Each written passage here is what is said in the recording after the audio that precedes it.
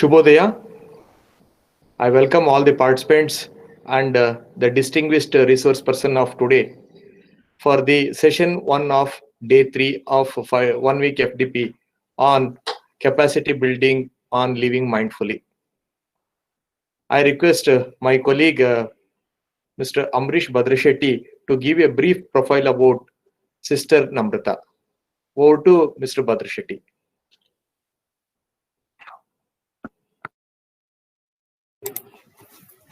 Good morning, everyone. Myself, Amrish Badrashetty, Assistant Professor and Special Officer Examination, VTU Regional Office, Kalaburagi. It gives me an immense pleasure to introduce the speaker of Session 1, Sister Namrata. Namrata sister is based out of Bangalore.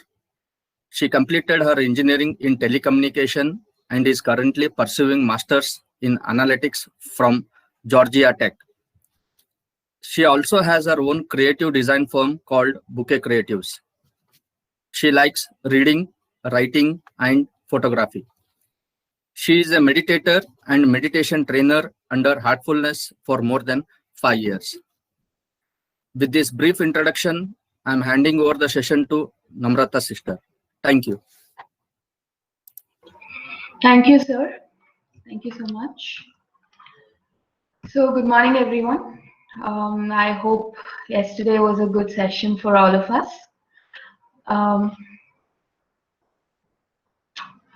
So today also we will continue a little on heartfulness, right? The topic today that was given to me is self-leadership. So, sir, can I share my screen?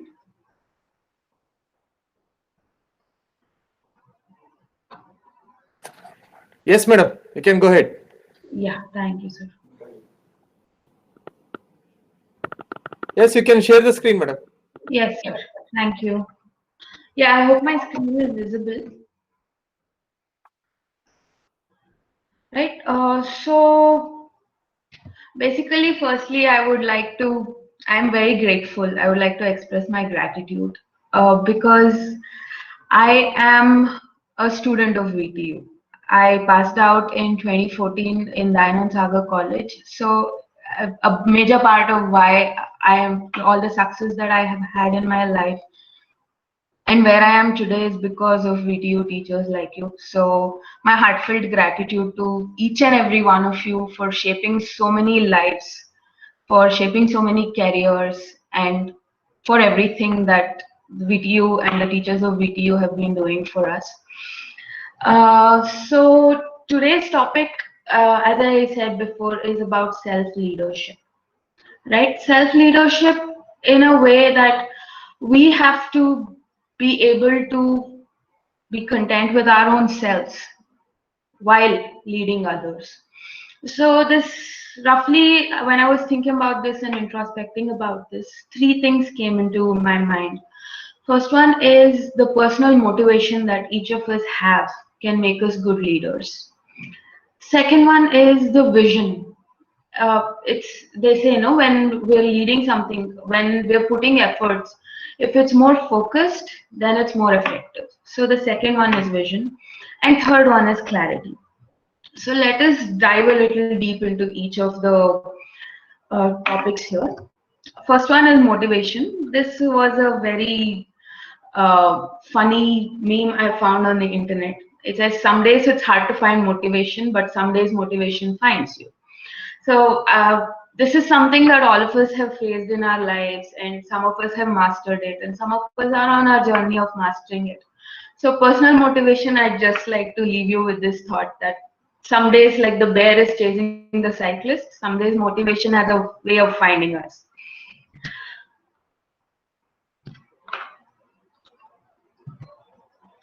Next, we'll go a little more into vision. There is a lot of confusion in terminologies when it comes to vision and dream. Looking at a dream, it's something that is hazy, something that happens in passing, and something that's very external to us.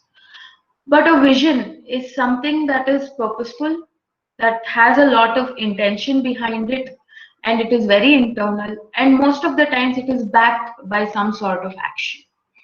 So how? What is a vision? Let us define a vision first. It is nothing but a basic atom of a thought. Say, there are many instances in our lives when we're just sitting and relaxing, and there is some sort of a thought, some sort of a vision that comes to us. The best example is when it comes to Newton. He was just relaxing under the apple tree, and an apple fell on his head. And that was the vision that helped us understand gravity and how gravity can be unified with other this one. And it has led to the age-old question of what is God particle and everything. It all started because of one small vision, right? Uh, Next, I would like to say that looking at these two definitions, it's quite obvious that for a better future, to be better leaders, we need to be visionaries and not dreamers. So while I was researching on this subject, I came across this speech that was given by Parthasarathi Rajagopalachariji. He is the second guide of heartfulness. He says it requires bravery to think. And in Latin, this is called audace affere. Audace affere means dare to think. So, do we have the courage to do this? Every day we pass on something, we see something, and we want to do it. But what we're lacking is that courage, is that thought process that needs to be there.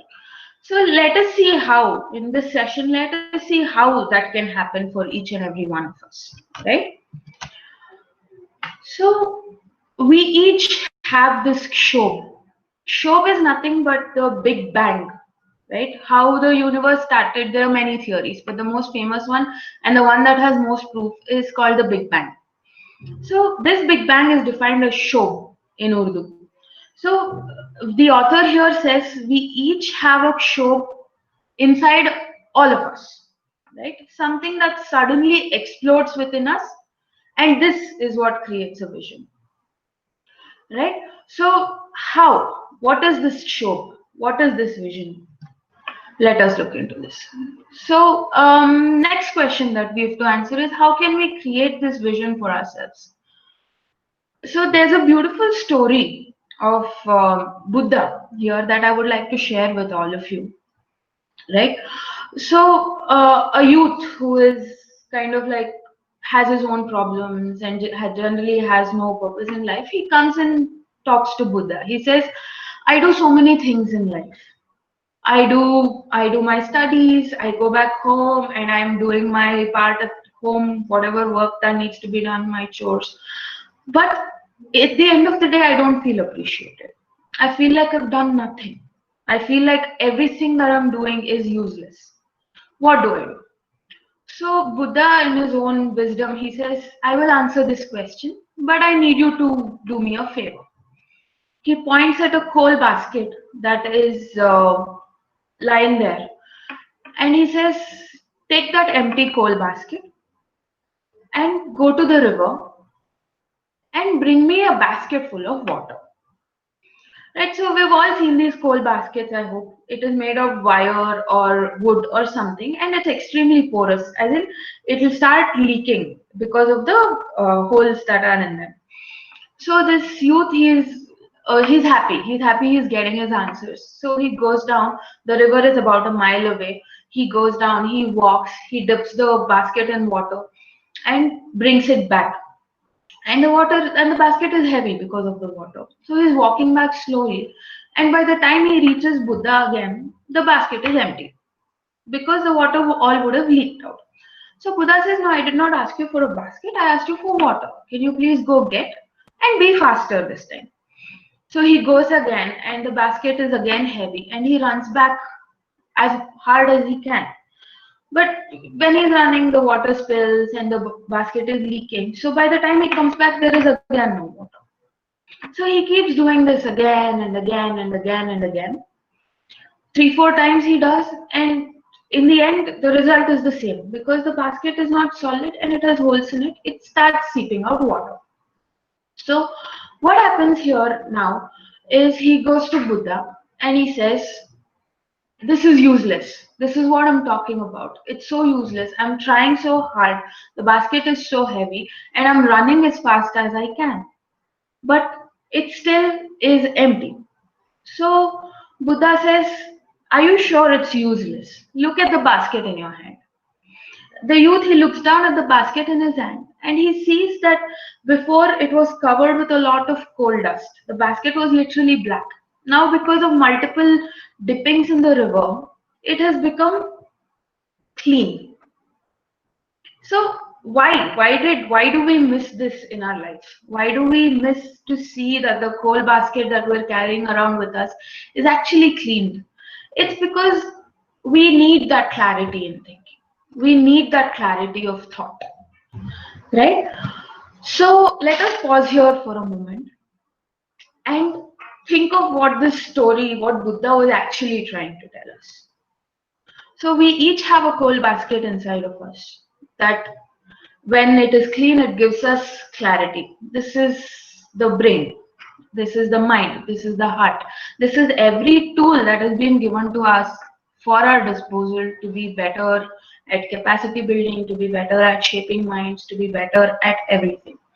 But what we do not realize is we also have the river within us. When I have clarity in my life, I can spread it to everyone around me. I can clean their coal baskets as well. So can we be like the river? Now, there's a beautiful concept in the Amazonian rainforests, right? So every year during that particular season where the butterflies migrate to the Amazon, you can see that every tree is covered in butterflies, and these butterflies are called the monarch butterflies. So every tree is covered with it, and they generally sleep through the night. And morning when they wake up, how it happens is a very beautiful process, right? How it happens is as soon as the sun touches the first butterfly, it gently flutters it with its wings. And because of this flutter that is created by this single butterfly, the surrounding butterflies also start fluttering their wings. And because of this, the surrounding butterflies also flutter their wings. So this concept is called the egregore. And it is seen so beautifully in butterflies, but it can be seen even more beautifully in human beings. Like, for example, there are some people that when we go meet them, we feel very nice. We feel, okay, this person is so nice, let me spend some more time with them. Why does this happen? Because their own clarity in thought, the kind of positive feelings and everything that they put out in the environment around them, that is something that we as people can actually read. So what is happening is that fluttering of their positive vibrations, positive energy is causing our own wings to flutter. So this is how clarity in thought can really help. By having my own clarity, and especially for teachers like you all, when there is some sort of clarity, this can be passed on to the next generation. And that is, I think, one of the most beautiful things in the world. So, moving on, what is hindering us from attaining this clarity? Now, this is a question that I would like to put across to all of you before we get into this question. I want all of you. I hope all of you have a piece of paper and a pen with you. If not, we can just close our eyes. We'll do a small exercise, right? We'll do a small exercise where we'll try and see what our vision can be.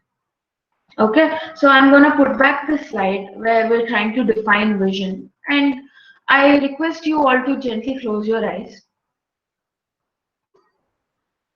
And please be seated comfortably. So let us center ourselves with a small exercise, and then I'll put across a few questions to all of you. Right, and if at the end of it, if any of you are willing to share, please do unmute yourself and let me know. Let us all know what can be done, okay? So now I request you all to gently close your eyes.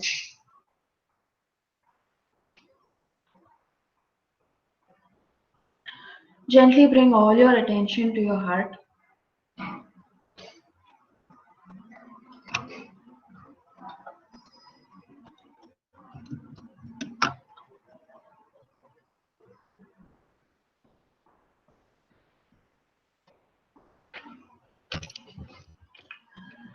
give yourself a suggestion that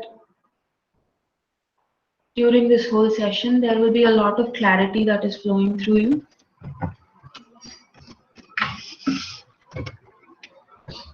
That you will be connected to your inner self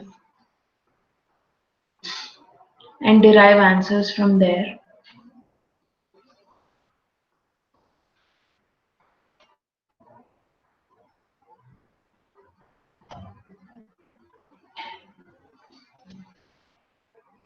Now I will put across a question to you. Just think about it, contemplate about it, introspect about it. What would be your one vision for 2021? This can be anything. This can be related to your personal life, this can be related to your professional life, or it can just be related to the social setting around you, or it can be something you want to contribute to the world.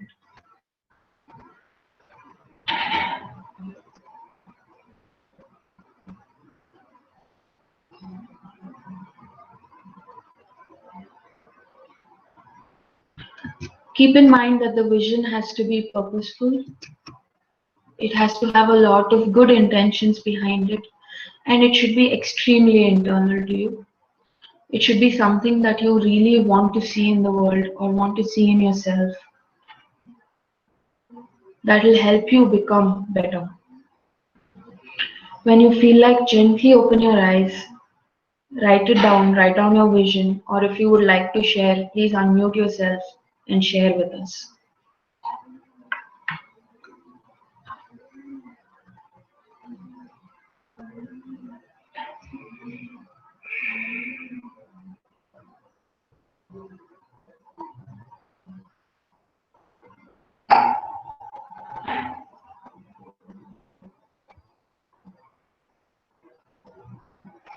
So would anyone like to share?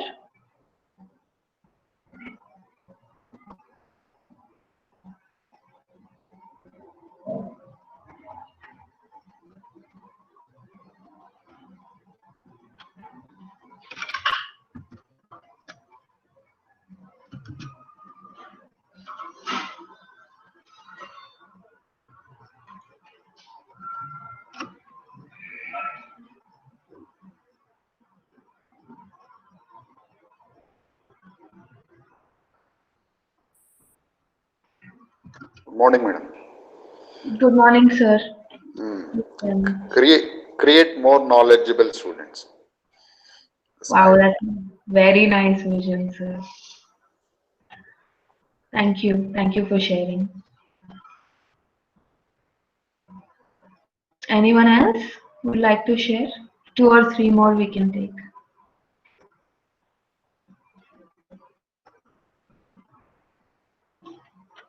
If you do not wish to come on out of mute, you can also type it out in the chat. That is good too.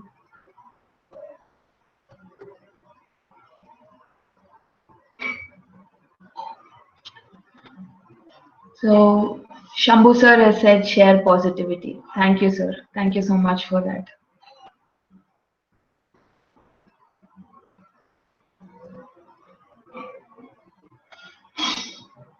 Thank you. Thank you for sharing.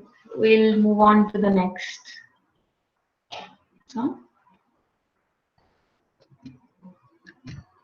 Okay, so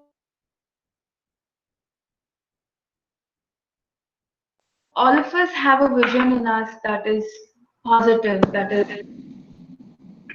is more like one more search that all these are beautiful things. But what is stopping us? What is stopping us from moving with clarity? So again, here I'd like to pause and bring your attention to the meditation session you had yesterday, right? I want to understand how many of you had some sort of thoughts when you were meditating.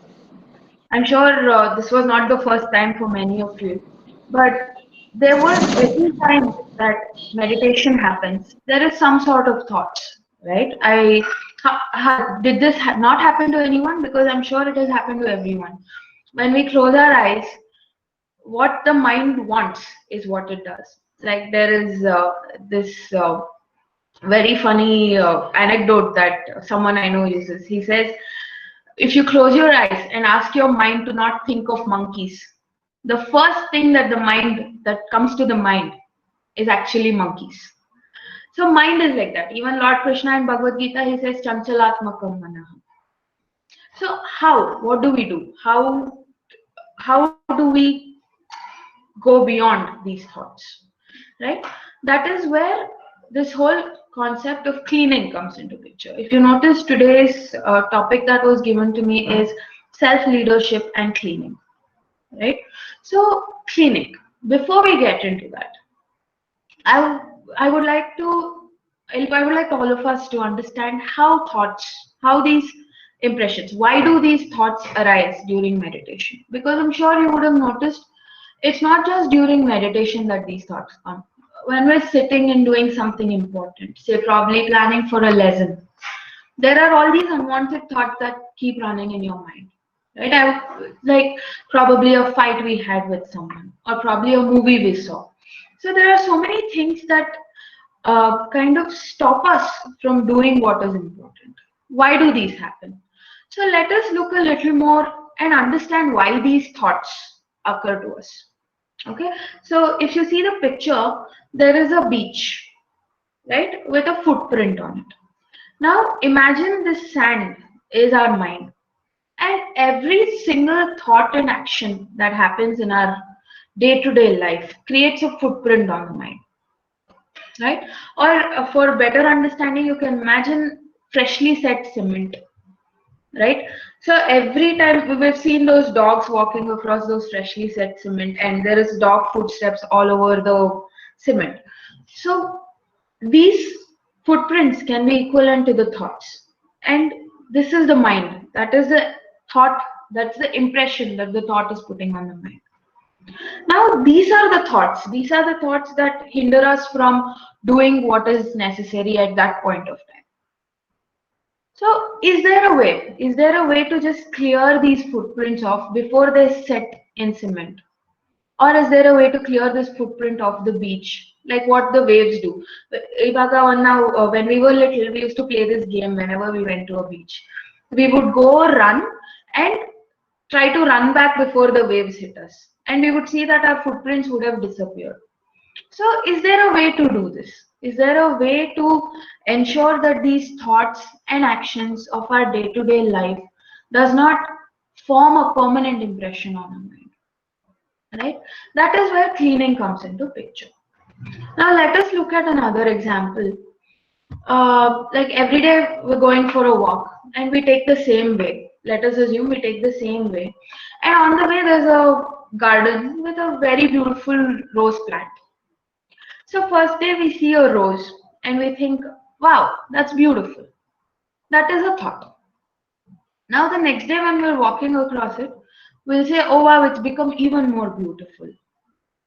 And you just stand and stare at it for a while. So what is happening? There was one footprint. Now the footprint is becoming deeper, right?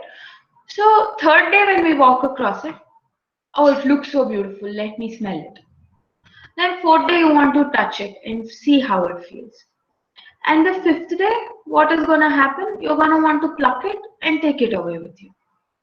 So you see how the thought that was there, because the footprint was not cleaned, it became deeper and deeper and led us to do actions. Now this is a very small thing. Like it's not very emotionally attaching towards us. So what will happen when there is some sort of emotion involved? Right, like when let's say we're going for a trip and we see a board that says Mysore 80 kilometers. Now for an onlooker who's just looking at it, it's just a board. But say someone who's had some sort of personal connect to Mysore, say one of you must have spent your childhood in Mysore. Now when you look at that board, all those memories come rushing back. So what is happening? There's some sort of emotional connect to these actions and thoughts that is forming deeper and deeper and deeper impressions in us. While most of the time this is something good, this is something that makes us feel good, but sometimes it's not good for us also. like anger. If I go meet someone and I don't like that person, first interaction I don't like them, second interaction I really don't like them, third interaction I hate that person. So if you notice, the thoughts and actions, they follow the same pattern. So is there a way to remove this emotional connect to these thoughts and actions, as in a way remove this footprint from our mind? So that is where heartfulness cleaning comes into picture. Now, this is again an activity that I want all of you to do during this cleaning. Is we'll do the cleaning first before meditation. I'm sure all of you attended the meditation session yesterday, so we're clear on how it's done. I'll anyway explain it again. So, but before doing meditation today, let us do the heartfulness cleaning. And let us observe the difference that doing this simple technique, what it does to our meditation. Right? So, sir, shall we get started with the meditation session? Yeah. Okay. So, again, I'm going to just explain the cleaning process once so that it's easy for all of us to understand. Then we'll move on to meditation. Meditate for 15 to 20 minutes. And please keep your eyes closed throughout the process. And yesterday, I'm sure you would have done meditation. There would have been some sort of discomfort. If it is there, please find a comfortable spot. If you need back support, please do find a chair or something that will ensure like uninterrupted meditation. And you can use any posture that you feel is comfortable for you. So heartfulness cleaning in a way is very simple. The whole process is that we will close our eyes and we will give ourselves a suggestion. We will imagine that all the complexities and impurities that is present within us is going out through the back. Now, why complexities and impurities? It is because of these two qualities that the emotional attachment starts forming. If we're able to just gently take away what is not good for us, what remains is the opposite. What remains is the purity and the simplicity that we see, right? So we imagine all the complexities and impurities going out of us, and in its place, we are welcoming something good, something divine to take its place. That is, in essence, heartfulness cleaning. And we'll continue into meditation. Please keep your eyes closed throughout the process. So let us begin meditation and cleaning and meditation. Gently close your eyes.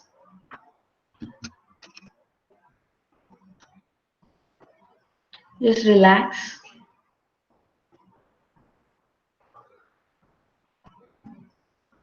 Again, let us bring our attention to the heart.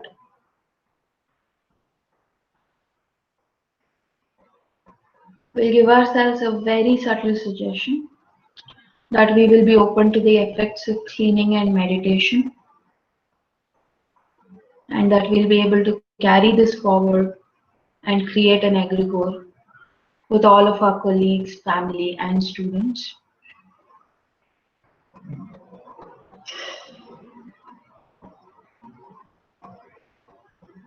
Now gently bring your attention to your back,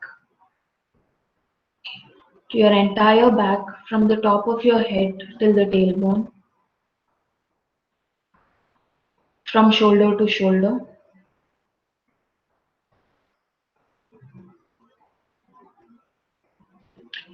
Ensure your attention is on your back throughout the cleaning process.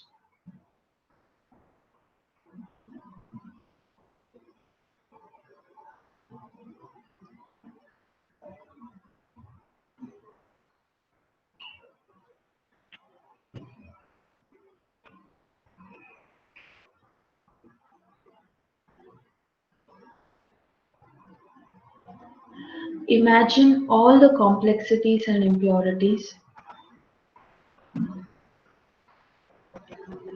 that is present in your entire system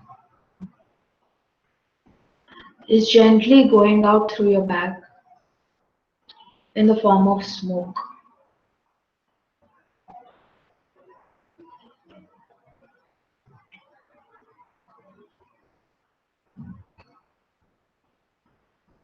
Cleaning is a very active process. Use your willpower to gently brush out all the complexities and impurities.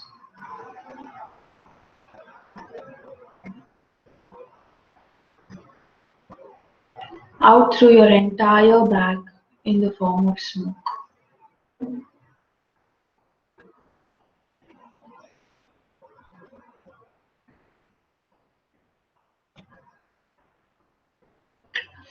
It is a very, very gentle process. Be gentle with yourself.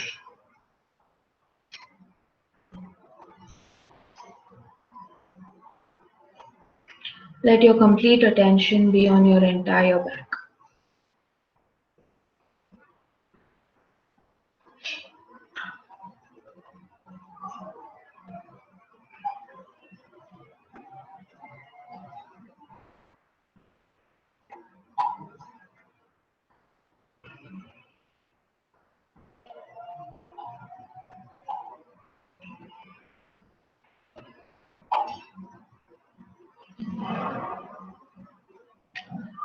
Do not focus on one single thought that you want removed. If any such thoughts do arise, gently push it out as well. You can do everything so that you don't fall asleep during. And even if it happens, observe. Observe if you're feeling heavy. If you're feeling heavy, then you've slept. If you're feeling light and refreshed, that means you've just entered a deep state of meditation. Thank you for the question, ma'am.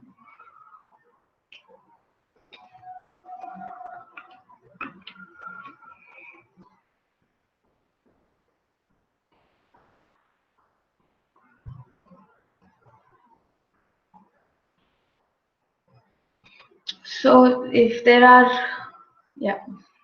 any questions, please let us know, else we'll wrap up. Whether meditation is going to change our lifestyle. This is a question by Sir Srinivas Deshpande. Sir, this is something again that I would like to invite you to experiment for yourself.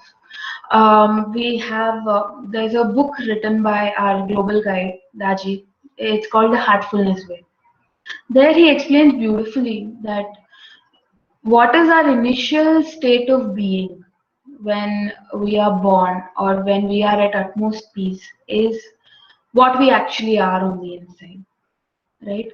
So we can see that a baby, if you look at a baby that is born, it is at peace. Yes, it cries, it says it's hungry, but there is no sort of complexity or impurity in that kid, in that child, in that baby. So this is where we all come from. This is what our original state is, so to say. And because of our day-to-day activities, we have work, we have chores, we have family life, we would have deviated it from a little.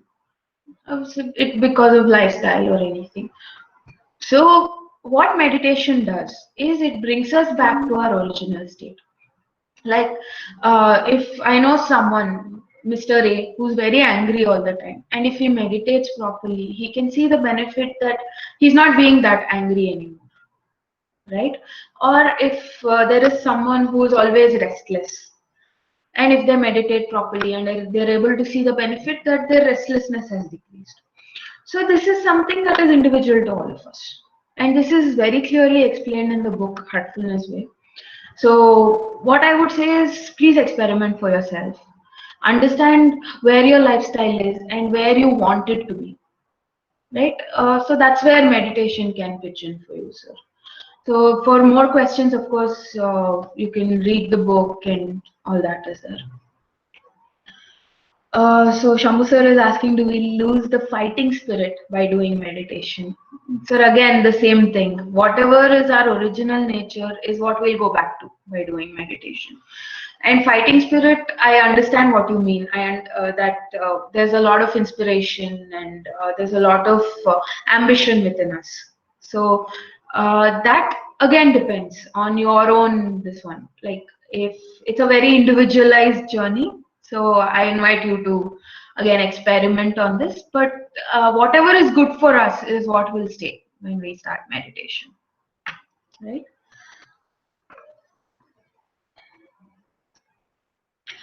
So Selva Kumar sir is asking, I was here, you were guiding us to enter into meditation through several instructions. But in real case, it is difficult to think on these steps, how to manage this. Sir, there are a lot of material available on YouTube and even on our website, heartfulness.org. The steps that I guided you through today is called the heartfulness cleaning. If you go to YouTube and search heartfulness cleaning, this will come up. And yesterday, heartfulness relaxation was done. You can go to YouTube and look that up as well. And all of these is listed on our website, heartfulness.org. You can use this, and eventually it will become, once you've practiced it a few times, it will become very natural to you. Like today, I did not look at any script while I was telling. So it will become natural, it will become a practice to you. So initially you can use those resources on YouTube, and later we can, it will become very natural to you. You can get into meditation quite easily. Thank you, sir. Thank you for the question.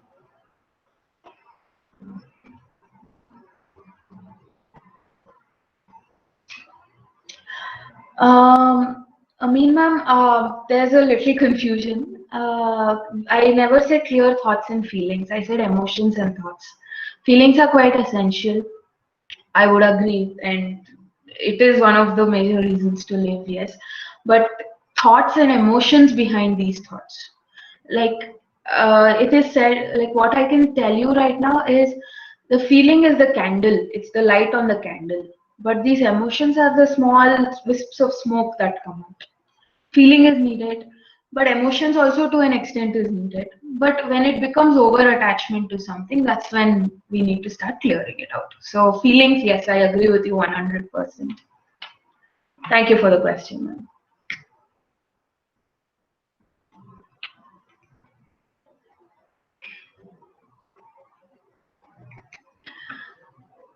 Okay, sir, I've exceeded 5 minutes.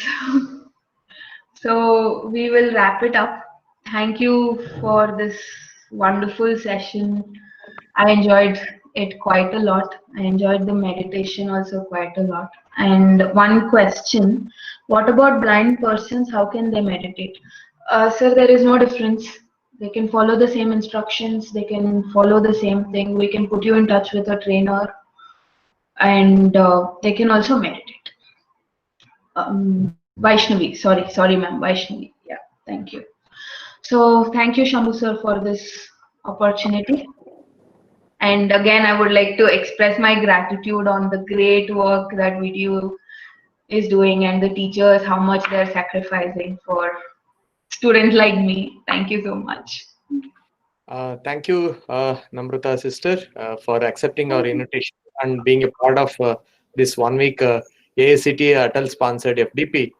I request all the participants to come and attend the second session that is scheduled from 11:45 a.m. to 1:30 p.m. I request all the participants to log in at least 10 minutes prior to the commencement of session. Thank you one and all. Thank you, sister, once again. Thank you so much. Log out and log in once again at 11:35.